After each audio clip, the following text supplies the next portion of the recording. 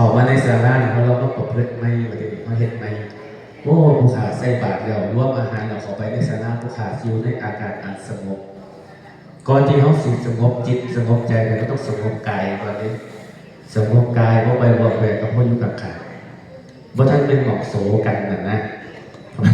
มันเป็นที่ประชุมเขาขอมาในตอนหนาพระพุทธเจ้าโซเนี่ยองค์พระพุทธเจ้าทั้งนั้นอยู่นี่มันต้องขอมาโสกันปฏิบัติให้เขาฟังหมดเลยเป็นแต่ในธรรมะมาหลายอย่างเขาจิตตั้งใจฟังหมดเลยผู้เมื่อว่าเนี่ยก็เป็นพวกขึ้นงานอยู่เพราะเป็นเรื่องตัวรู้เป็นเมื่อว่านะแต่เมื่อว่าแข่งกันแต่ว่าหรือว่าสูแล้วขึ้นงานนะครับเรานับธรรมะตัวนี้เขาบอกสูอย่างนี้เลยจะได้ว่าให้ตั้งใจฟังเอาเพราะแม้แต่เฉพาะอาตมาทุกรูป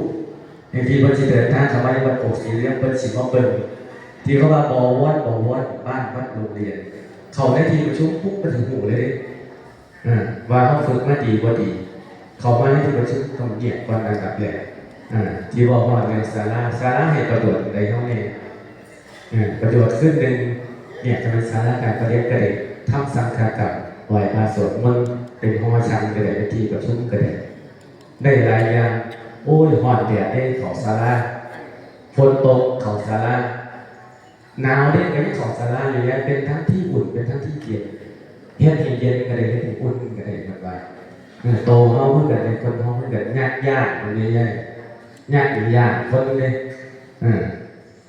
กี่เสียงมากหอนปากเป่าแหงเจ็บวันหนาวพอเรามือเป่าปากให้มันหอนแต่เห็นว่ากันปากเดียวนี่เป็นตะยานเฮ็ดให้เย็นกระเด็นเฮ็ดให้หอนกระเด็นเฮ็ดให้คนหักกันกระเด็น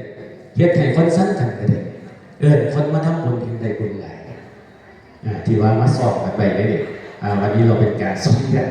ซ้อมในเพราะว่าภาคปฏิมาจะเป็นหน่อยที่สิเดือนทั้งคู่แบบโอ้สีเรื่องช่วงที่12 ที่ 16มหาเราศาลายังไม่ได้ไปวิทยาศาลาเลย